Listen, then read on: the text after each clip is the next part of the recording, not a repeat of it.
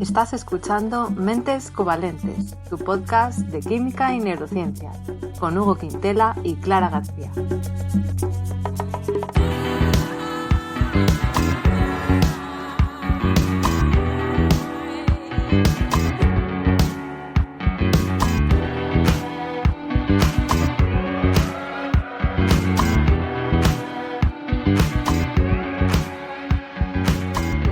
Bienvenidos al episodio 26, en el que tenemos a una invitada muy especial. Pero antes, como siempre, voy a saludar a mi compañero Hugo. Hugo, ¿qué tal? ¿Cómo estás? Hola, Clara, muy bien. ¿Y a ti cómo te va?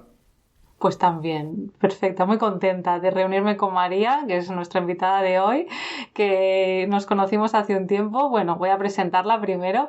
María Garau es licenciada en Psicología por la Universidad Autónoma de Madrid, máster en Rehabilitación Neuropsicológica por la Universidad Autónoma de Barcelona, máster en Neuropsicología Clínica Infantil y en Adultos y máster en Psicoterapia Integradora. María, bienvenida. ¿Está todo bien? Está todo perfecto. Muchas gracias por dejarme estar aquí. Yo encantada. Qué bien. Bueno, como resumen, porque tienes muchos títulos, podríamos decir que eres neuropsicóloga, ¿no? Correcto, sí. Psicoterapeuta y neuropsicóloga, exacto. Vale, sí, las dos cosas. Bueno, pues yo creo que para empezar, María, lo primero sería explicar qué es eso de la neuropsicología, ¿no? Porque a lo mejor la gente no lo tiene claro. Sí, pues la neuropsicología básicamente lo que hace es relacionar cerebro y conducta. Es como la definición simplificada. Y cuando hablamos de conducta, la conducta es como lo que expresamos, el comportamiento, ¿no? Lo que ves. Aunque es verdad que si perfilamos un poco más la definición, no solo relacionamos cerebro con conducta, sino que incluiríamos también pues, cerebro con emoción, o sea, lo que sentimos, y la relación también del cerebro con la cognición, que cuando hablamos de cognición son las funciones cognitivas, que sería pues atención, memoria, lenguaje, visoconstrucción, ¿no? Todas las funciones superiores. O sea, que sería esa relación. Muy bien explicado. A mí me sorprendió una vez en un congreso que oí usar la palabra neuropsicólogo, neuropsicóloga de manera que yo creía que no era la correcta porque, claro, es esa relación entre cerebro y conducta, pero normalmente cuando uno va a un neuropsicólogo no es como ir a terapia psicológica de contar tus problemas, ¿no? O sea, es otra cosa. Exacto, sí. Es otra rama de la psicología. Y es un poco diferente, sobre todo porque el tipo de patología que tratas es diferente, ¿no? Y el tipo de paciente que consulta es diferente. Básicamente yo siempre cuando me preguntan, ¿no? Por la calle de qué es la neuropsicología, siempre hago como el paralelismo, pues igual que tú cuando te haces daño en un codo y tienes que ir a fisio, ¿no? Que primero te hacen un diagnóstico y analizan qué es lo que te ha pasado y luego te hacen un plan de rehabilitación del codo, pues la neuropsicología es lo mismo pero con el cerebro, ¿no? Pues cuando ha habido un daño cerebral tienes que ir a un neuropsicólogo para que te haga un análisis, ¿no? Una exploración de cómo están esas funciones cognitivas y luego establecer un plan de rehabilitación para trabajar esos déficits. O sea, que sería como ese paralelismo, sí. Muy bien. Y que, antes de profundizar ya más en detalle en todo lo demás, ¿qué tendría que hacer una persona que quiera ser neuropsicóloga o neuropsicólogo? Esto es verdad que depende de cada país y dentro de España, dentro de cada comunidad autónoma, pero básicamente aquí yo hablo de aquí de Cataluña o de España, que es tienes que hacer psicología y después de psicología te tienes que especializar y para especializar se hace a través de un máster y ese máster tiene que tener una serie de características que tienen que tener unas horas de teoría determinadas y unas horas de práctica determinadas y eso se convalida con un título que es el de experto en neuropsicología que por ahora en estos momentos en España es lo único que tenemos oficial dentro del campo de la neuropsicología. Dentro de, por ejemplo, la psicología clínica tenemos el PIR, que sería como el MIR en medicina, pues en psicología está el PIR. Pues en neuropsicología no tenemos todavía esto, sino que únicamente tenemos este título de experto que es a través de especialización por un máster, exacto. ¿Y es un único máster que existe o hay varios que te dan ese No, título? hay varios. Cada vez se han abierto más posibilidades y son varios. Depende de qué universidad vayas, pues tienes un perfil u otro. Y ahora además se han abierto, justo además yo creo que hace 2 años, se han abierto la posibilidad de especializarte en neuropsicología adulto o neuropsicología infantil. Antes era todo en uno y ahora sí que hay máster especializados de neuropsicología infantil. Yo hablo de Cataluña, que es donde estoy más enterada, que es donde ejerzo, pero lo que sé es esto, sí. Que puede haber luego diferencias en diferentes comunidades autónomas o cada universidad. Vale. O sea, sí, a nivel de título de experto en neuropsico sí que es en toda España es así, pero luego a nivel de másters y tal, claro, estoy más enterada en lo que hay aquí. Claro. Vale, yo te quería preguntar, porque tú ejerces, si no me equivoco, tu actividad principal en la Unidad de Trastornos de Aprendizaje Escolar, la UTAE, Correcto, del Hospital sí. Sant Joan de Déu, ¿no? De Barcelona. Sí, exacto. Muy bien. ¿Qué tipo de trastornos son los que más os llegan, lo que más veis al final en esa unidad? Claro, yo la labor principal es clínica, o sea, es asistencial, y entonces tengo como dos ámbitos. Uno en población infantil, que es ahí en UTAE, que es la unidad, está el Hospital San Juan de Dios, y luego en TRACE, que TRACE es la Asociación de Cataluña de Daño Cerebral, y ahí veo adultos, aunque también se ven en infantil, pero yo solo trabajo con adultos. Entonces, en infantil, en UTAE, el grosso realmente son chavales con patología neurológica o trastornos de aprendizaje. Trastornos de aprendizaje es lo que más vemos. Y cuando hablamos de trastornos de aprendizaje, bueno, diríamos trastornos de aprendizaje o trastornos del neurodesarrollo, que ahí en ese saco pues irían varios, iría pues dislexia, discalculia, TDAH, TDL, ¿no? Trastorno del desarrollo del lenguaje, TEA, ¿no? Trastorno específico del autismo, trastorno del espectro del autismo, etcétera. O sea que iría sobre todo ese grosso. A día de hoy mucha gente dice, en plan, soy disléxico, soy hiperactivo, ¿sabes? O sea, Sí. no, se dice un poco a la ligera, ¿no? Así que, ¿sabes? A los padres, ¿qué les llevaría a pensar? Vale, igual mi hijo sí que es disléxico, sí que es hiperactivo, porque claro, igual la gente coloquialmente piensa que todo el mundo es algo, ¿no? Claro. Así que, ¿cómo se sabe? Claro, o sea, totalmente de acuerdo. Además, has hecho ahí una apreciación que se hace así como un poco a la ligera, y totalmente de acuerdo. Creo que sí que hay una sobrediagnosticación, porque creo que no siempre hay una buena formación por parte de los profesionales. Los trastornos de aprendizaje están como, no sé si de moda o como muy en auge, ¿no? Que están muy top en el mundo de la investigación y en el mundo de la asistencia, de la práctica clínica. Y tenemos que ir con cuidado, y tú como profesional es tu responsabilidad formarte y saber identificar bien la sintomatología de esto para poder hacer un buen diagnóstico. O sea que primero de todo formarse en sitios con buena formación, que eso a lo mejor es lo difícil, identificar el sitio que sí que funciona, ¿no? Y para saber los padres qué es lo que tienen que identificar, pues básicamente, claro, cuando hablamos de trastornos de aprendizaje, lo que más va a repercutir pues es en los aprendizajes. Entonces, ir viendo cómo funciona, pues cuál es el rendimiento escolar, y si vemos que algo no está funcionando como esperamos, pues oye, ahí tener como la voz de alarma y ver que si tenemos que hacer algo, si tenemos que consultar. Ahí por eso hablaba de los profesionales, no solo a nivel pues de psicología o neuropsicología o tal, sino profesionales también dentro del ámbito educativo. Los profes tienen que estar súper formados en todos los trastornos de aprendizaje, que es lo que ven ellos día a día, porque ellos van a ser los que tienen que dar la voz de alarma a los padres, porque los padres no tienen por qué saber de esto, ¿no? O sea que es súper, súper importante formarse y estar muy, muy actualizado. Y esto de actualizado muy importante también, porque una cosa es que te formes tú en el año que sales de la universidad, pero luego hay que reciclarse, ¿no? Que nos encontramos muchas veces cuando vamos a coles a hacer formaciones o cuando vamos a hacer reuniones con algún alumno en común, pues que vemos que, ostras, que nos sacan teorías obsoletas y conceptos pues que ya está súper demostrado que no frenología, así, ¿no? Por la forma del cráneo piensan que igual. Ya, es que eso es una pena, pero un poco así. Sí, al final pasa que parte de lo que se sabe de neurociencia y de psicología a veces ha pasado a la cultura popular, y a lo mejor teorías que son de los años 70 y que Claro. ahora ya un neuropsicólogo o un neurocientífico no las considera para nada, han pasado a la cultura popular, y si es alguien pues que no se ha actualizado, aunque sea que haya estudiado eso, pues es verdad. Pero claro, también no hay que pasar, o sea, estaba un poco de moda lo que decíais, ¿no? De hablar de que también la gente lo utiliza un poco a la ligera, pero tampoco pasarnos al extremo de la gente que dice, eso siempre ha habido niños Claro. activos y antes no les llamábamos así, o es que son vagos y no, ¿no? O sea, hay Claro, que saber...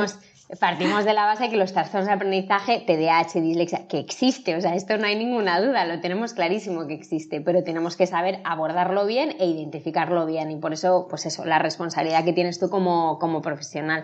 Y luego, aparte lo que decíamos de la actualización por parte del profesorado y tal, al final ellos son los que dan la cara a la familia, o sea, las familias confían plenamente en los coles, y si ellos les dan una orientación, van a ir a esa orientación, y si es errónea esa orientación, ostras, pues es grave, ¿no? O sea que sí, importante formarse en esto. ¿Y qué ventaja tiene en caso, por ejemplo, que haya un niño disléxico o que se piense que sea disléxico? ¿Qué ventaja es llevarlo a un neuropsicólogo en vez de a un psicólogo? No sé, ¿qué? Claro, realmente dentro de trastornos de aprendizaje el tipo de abordaje, o sea, lo ideal que es primero hacer una detección, siempre lo más temprano posible porque así la intervención será antes, y cuanto antes sea la intervención las carencias que pueda tener ese niño cada vez sean menores, ¿no? O el déficit que puede tener cada vez sea menor, sin llegar a normalizarse, porque si no, no lo haremos de trastorno, evidentemente. Entonces, claro, el abordaje que se hace una vez ya se ha hecho un diagnóstico o se ha hecho una detección, el abordaje se llama reeducación, es la intervención que se hace. Y esa reeducación es verdad que pueden hacerse diferentes profesionales. Pues hay psicólogos que hacen reeducación, hay neuropsicólogos, hay logopedas. Los logopedas trabajan toda la parte del lenguaje, tanto escrito como oral. Entonces, toda la parte de TDL o dislexia también lo puede abordar un logopeda, ¿no? O incluso pedagogos. También hay pedagogos o pedagogas que trabajan en la parte de reeducación. O sea que realmente hay varios profesionales que abordan la intervención en trastornos de aprendizaje. Sí que es verdad, y ahora tiro para mi terreno evidentemente, que el diagnóstico, pues sí que lo ideal o la recomendación es que se haga desde un neuropsicólogo. ¿Por qué? Pues porque el neuropsicólogo trabaja todas las funciones cognitivas, o sea, entiende cómo funciona el cerebro, entonces es mucho más fácil o es más indicado, ¿no? Pues ir a un neuropsicólogo que te indica exactamente cuál es el funcionamiento de ese cerebro y que te lo encuadre en un diagnóstico, ¿no? Más que a lo mejor otro profesional. Pero bueno, ya os digo que si habláis a lo mejor con un pedagogo te tira él para su terreno, ¿no? Pero sí. O sea, yo desde la absoluta ignorancia, es que me estoy imaginando que sería como si fuera el psicólogo, más que le haga un estudio de neuroimagen y digan, pues mira, es verdad que aquí... O sea, ¿tiene algo que ver con esto o estoy yo súper fuera explicando? Bueno, es como el neuropsicólogo lo que hace es hacer como una foto del estado cognitivo de ese niño o de ese paciente. Y cuando hablo de estado cognitivo me refiero a cómo funciona su memoria, su atención, su función ejecutiva, que sería la planificación, la organización, cómo funciona su visoconstrucción y cómo funciona su lenguaje. Entonces haces una foto de eso y ves qué es lo que pasa, si está todo dentro de la normalidad o si hay alguna cosa que esté por debajo de lo esperado según su edad. Si es así, ves lo que encuadraría, ¿no? ¿Cuál sería el posible diagnóstico ante esto?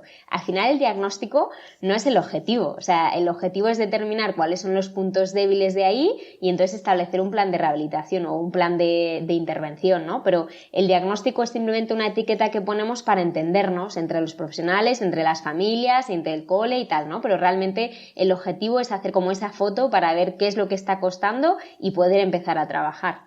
Vale, o sea que es conductual. Sí, es que iba a decir lo que tú has dicho, Hugo, por clarificarte lo que has contado lo de neuroimagen.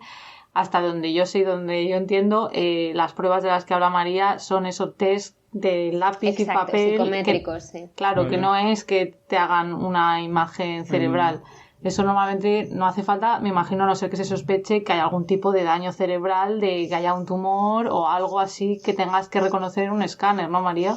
Claro, o sea, realmente ojalá pudiéramos hacer estudios de neuroimagen siempre que nos venga un chaval para determinar, ¿no?, trastornos de aprendizaje, pero no es posible. Sí que se han descrito en la literatura científica, pues que sí que hay cambios a nivel anatómicos y conexionales, tanto en TDAH como en dislexia, como en TDL. O sea, realmente el funcionamiento del cerebro es diferente, Uh-huh. Pero cuando hablamos de diagnóstico, el diagnóstico clínico que pueden acceder las familias es a partir de test psicométricos y a partir del ojo clínico, que se dice, que es a partir de la observación de la sintomatología clínica. O sea que sí es, como tú has dicho, es conductual, lo que diríamos conductual, según la actuación de cada paciente. Joder, sí. Usé bien hasta el término técnico, qué bueno. Es que además lo de la neuroimagen sería muy interesante, pero aparte de que es muy caro, normalmente estas diferencias que se ven, que sí que hay diferencias en el nivel de activación, de conectividad, de lo que sea, se ven a nivel de grupo. O sea, tú coges a un grupo de 20, 30 personas y puedes ver que de media tienen esas diferencias comparado con un grupo control que no tenga ese trastorno. Pero es difícil a día de hoy todavía usar la neuroimagen para diagnosticar cualquier tipo de cosa a nivel individual. De hecho, exacto, totalmente de acuerdo. De hecho, la característica de los trastornos de aprendizaje es que el diagnóstico es clínico, se dice. No es un diagnóstico a partir de una prueba determinada, sino que es en función de la sintomatología que tú te encuentras. Y tú lo que vas haciendo es unir signos de alarma y el cómputo de esos signos de alarma te dan un diagnóstico, pero no existe una prueba determinada, sino que necesitas ir investigando, pues eso, la clínica. A lo mejor por ejemplo, en Alzheimer sí que sé que se hacen determinados escáneres que puedes ver pues que hay atrofia en partes del cerebro que concuerda, o un PET, que bueno, hay cosas que sí, pero claro, en trastornos del aprendizaje es diferente. Aún no estamos ahí. Pues bien, yo creo que ya nos ha quedado un poco más claro, ¿no? Nos lo vamos imaginando poco a poco lo que significa un neuropsicólogo. Y una cosilla aún, ¿esto hay servicio público? Porque claro, sabemos que los psicólogos ya andan muy escasos en la sanidad pública, me imagino que los neuropsicólogos un poco más, ¿no? Pues yo te hablo de Cataluña, ¿vale? Aquí en Cataluña el servicio público que tenemos, que es, yo trabajo en infantil en San Juan de Dios, y el San Juan de Dios tiene una parte pública y una parte privada. La UTAE, que es la unidad donde yo trabajo, que es específica de trastornos de aprendizaje, es privada.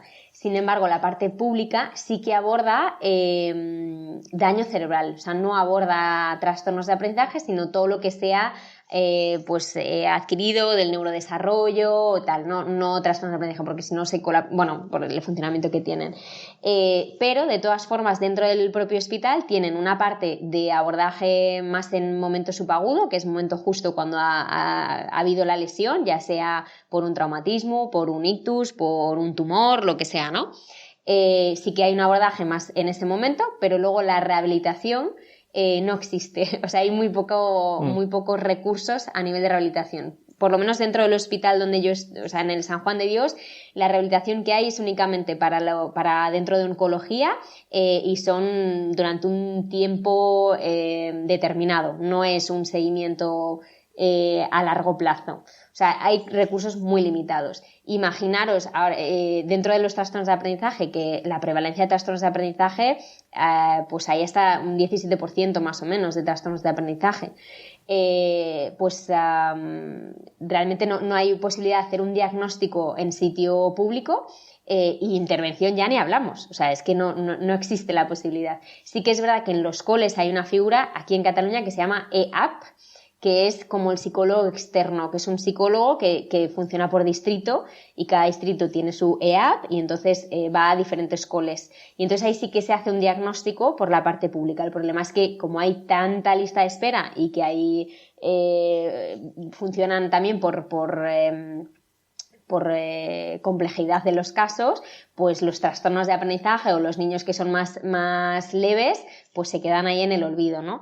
Y luego es verdad que aparte, dentro de la sanidad, lo que tenemos es el CEDIAP, que es el que aborda los chavales de 0 a 6 años, y luego tenemos el CESMIG, que son los que abordan desde 6 años hasta 18, y luego el CESMA, que son los que aborda la salud mental, que aborda de 18 a más, ¿no?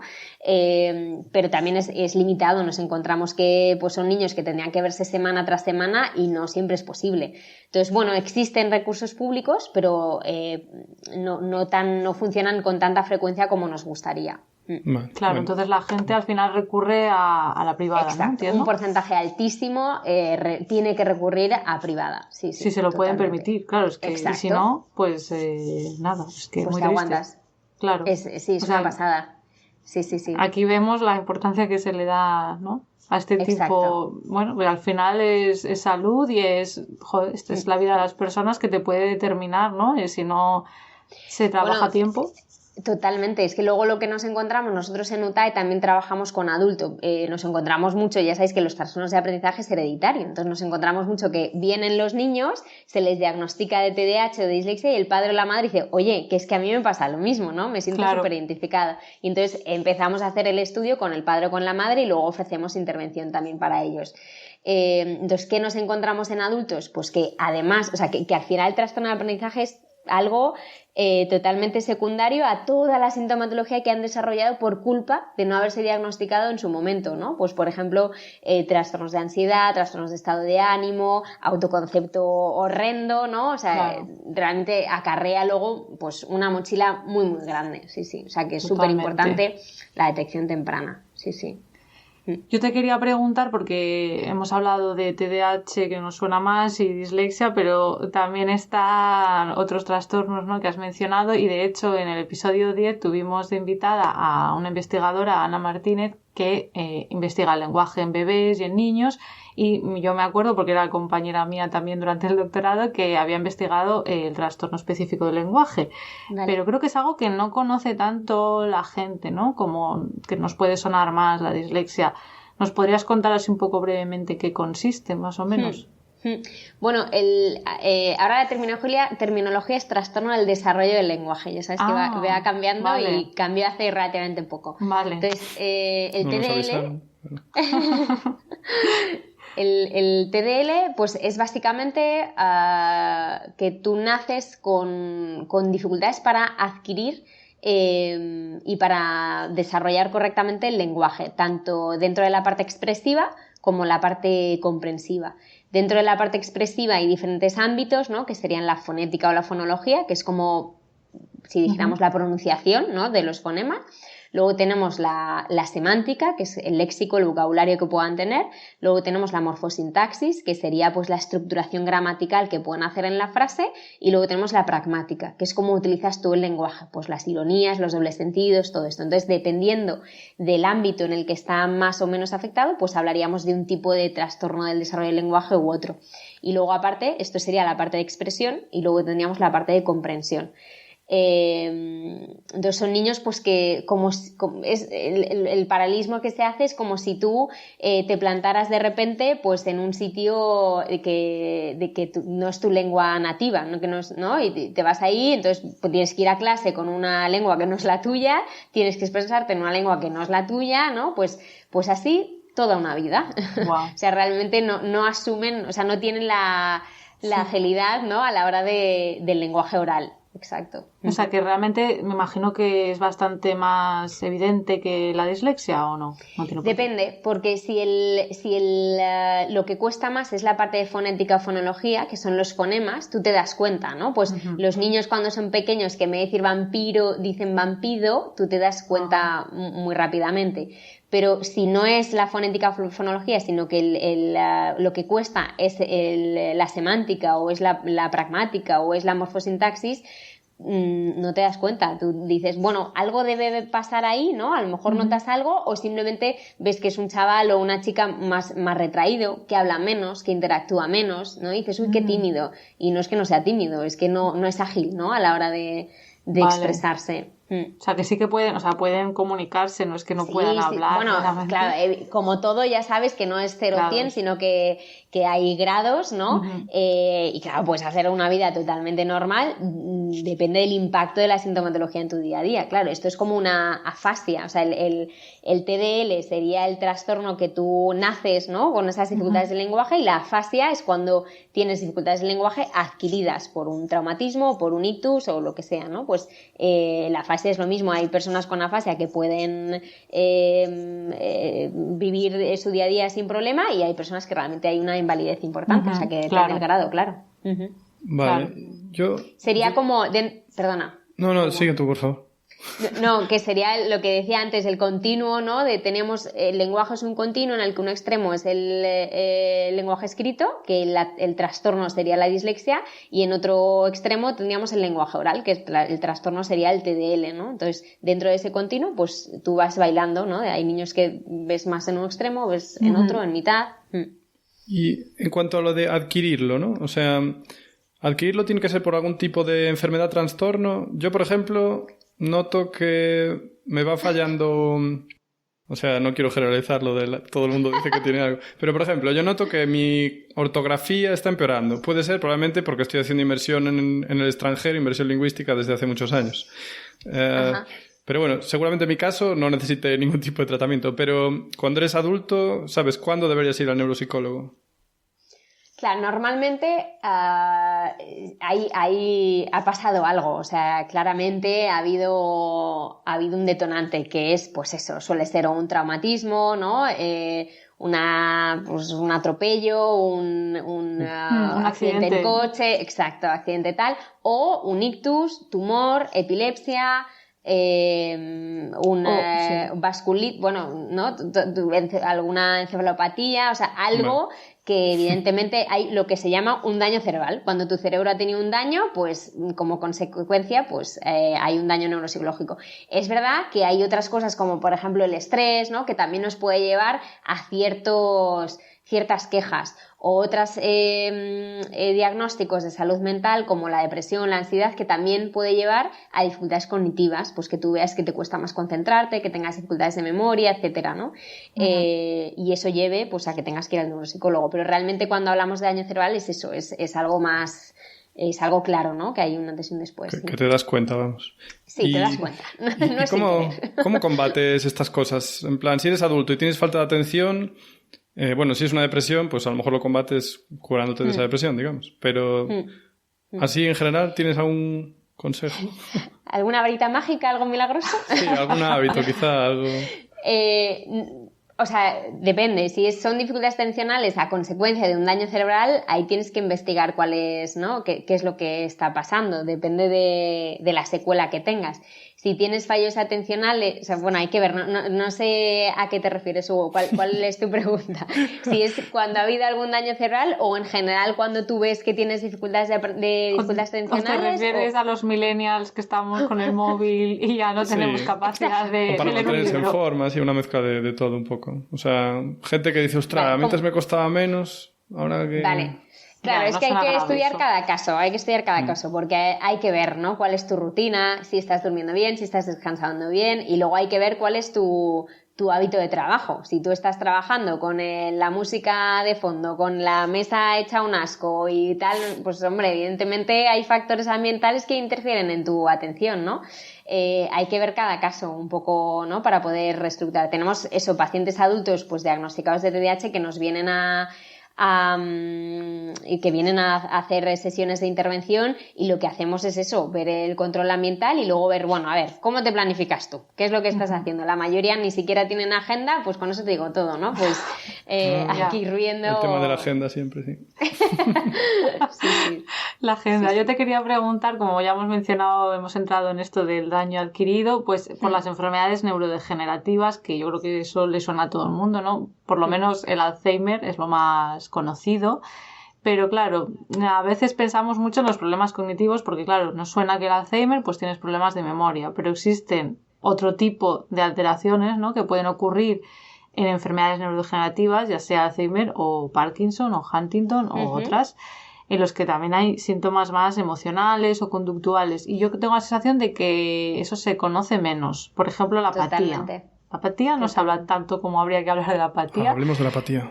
Eso, hablemos de la apatía. Exacto, María. Sí. ¿Nos podrías decir un poco qué es? Porque hay gente que ni le suena, y si se puede tratar o no. Bueno, la apatía es bastante drama para tratarla. ¿Qué es la apatía? La apatía es básicamente falta de iniciativa. Entonces, la falta de iniciativa puede ir desde falta de iniciativa para jugar con mis hijos, ¿no? Después de un daño cerebral, por ejemplo, o falta de iniciativa hasta para ducharme o para ir a hacer un pis. O sea, falta de iniciativa para todo, claro, dependiendo de los grados. La intervención que se hace con apatía, ya les decía que es bastante drama porque normalmente yo los pacientes que trabajo que trato con apatía, normalmente es porque hay una secuela de un daño cerebral. Entonces, lo que está pasando ahí es que orgánicamente el cerebro no le envía, ¿no?, la señal cuando toca y a dónde toca, y que además seguramente también hay una afectación a nivel química, ¿no? Entonces, es cierto que a lo mejor con fármacos se puede regular, pero es una de las cosas que más cuesta que se regule. Entonces, ¿cómo lo trabajamos? Pues sobre todo estableciendo muchas rutinas, dándole al paciente objetivos diarios, objetivos que puede ser desde vestirme, por ejemplo, eso puede ser un objetivo, vestirme y ducharme, eso puede ser un objetivo, o ir a buscar al cole a mis hijos por la tarde, ¿no? O sea, establecer una serie de objetivos que sí o sí tienen que cumplir. ¿Para eso qué necesitas? Pues mucha colaboración de la familia, que esto es también el gran olvidado dentro del daño cerebral, que no trabajas solo con el paciente, sino que trabajas con todo el sistema familiar y es fundamental pues que entiendan qué significa esa apatía y qué es esa sintomatología, cómo funciona, para que se puedan implicar y que se eviten etiquetas tipo es que se ha vuelto un vago, es que ya no le interesan sus hijos, es que ya no me quiere, ¿no? Claro. Que son etiquetas que hacen mucho daño, claro, al propio paciente y al propio familiar. Entonces ahí es súper importante hacer lo que llamamos psicoeducación, que es explicar en qué consiste el daño cerebral de su familiar y por qué funciona así su cerebro ahora, ¿no? Y por qué su marido ya no es su marido o por qué su padre ya no es su padre, ¿no? Claro, que cambias tu manera de ser al final, ¿no? Porque es algo que damos por hecho, bueno, que nuestra personalidad y nuestras ganas de hacer cosas va a ser más o menos siempre igual. Y a lo mejor la gente se imagina que tienes un ictus y bueno, pues lo típico de que no puedes mover bien un brazo, una mano. Pero no saben esto y es súper importante lo que tú dices, educar para que la gente por lo menos sepa que es consecuencia de ese daño cerebral. Y además está súper olvidado. Ayer justo veía una peli que no me puedo acordar cómo se llama, jolín, que era de una persona que criogenizaban, que congelaban y que al cabo de un siglo lo despertaban. Y le veías como él le tenían que enseñar a caminar, pero sin embargo nada más despertarse le preguntaban ¿cómo te encuentras? Y él respondía clarísimamente estoy bien, tal, respondía normal, ¿no? Que dices, vamos a ver, si llevas 100 años congelados y nos queda clarísimo que tiene que aprender a caminar, ¿por qué no va a tener que aprender a hablar o va a tener que aprender a recordar, ¿no? O sea, realmente tenemos súper olvidado ¿El qué? Por conveniencia del guión, por supuesto. Exacto, que si no se nos alargaba demasiado la peli, ¿no? ¿No será la de Proyecto Lázaro? Sí, esta. Esa la vi. Sí. Está muy bien, es muy dura, pero está muy bien. Ah, vale. Es chulísima, el mensaje final me gustó un montón, mucho. La recomendamos desde aquí. La recomendamos, exacto, sí. Pues efectivamente con los familiares pasa lo mismo, se fijan mucho en toda la parte física, pero toda la parte, la cognitiva, que sería la memoria, todo esto, aún lo pueden entender un poco más, pero lo que tú has dicho, Clara, la parte emocional y la parte conductual, sobre todo, el cómo se comportan, el que estén más irascibles o que estén más impulsivos o que estén más apáticos, les cuesta un montón entender que es una secuela del daño cerebral. Y normalmente tiran a esto, ¿no? De, ostras, es que se ha vuelto un vago o se ha vuelto un egoísta, esto lo dicen mucho, es que es súper egoísta ahora, ¿no? Y es algo orgánico total, igual que la parte física, sí. Totalmente. De hecho, bueno, hay estudios, en el grupo en el que yo estuve haciendo la tesis también han seguido investigando sobre en Huntington, pues subtipos de apatía y qué correlatos neurobiológicos hay. O sea, que hay mucho por investigar y, bueno, hay muchos investigadores en ello, pero que sí que tiene eso, un sustrato orgánico, como tú dices. Muy bien. Pues, ¿qué más, Hugo? Hay una cosa, hay subtipos de apatía, hay como apatías de distintos tipos. ¿Qué movida? No sé si quieres contestar tú o yo. Yo te iba a decir simplemente que yo a nivel clínico no sé si se tiene en cuenta, pero sé que en investigación, en neurociencia cognitiva, se está empezando a investigar esto y por lo menos en el grupo en el que yo estuve sí que se vio que había diferentes sustratos neuronales, pero en Huntington, pero no lo sé si en la clínica luego se tiene en cuenta o no. Claro, la separación así que más se hace sería como la apatía conductual, la apatía cognitiva y la apatía emocional. La apatía cognitiva y conductual muchas veces se une porque es muy difícil separarla, y la apatía que sería, ¿no? Pues el no iniciar conducta básicamente, y la apatía emocional sería como ese aplanamiento, indiferencia. Las familias dicen es que ni frío ni calor, ni siente ni padece, ni se ríe cuando está contento, ni llora cuando está triste, o sea, nada, apático, indiferente, ¿no? Aplanamiento, un aplanamiento. Es verdad que en la práctica clínica no ves esas diferencias, realmente es todo junto. Es un mix que te viene todo el pack completo, ¿no? O sea, que cuesta ver las tres diferencias, sí. Vale.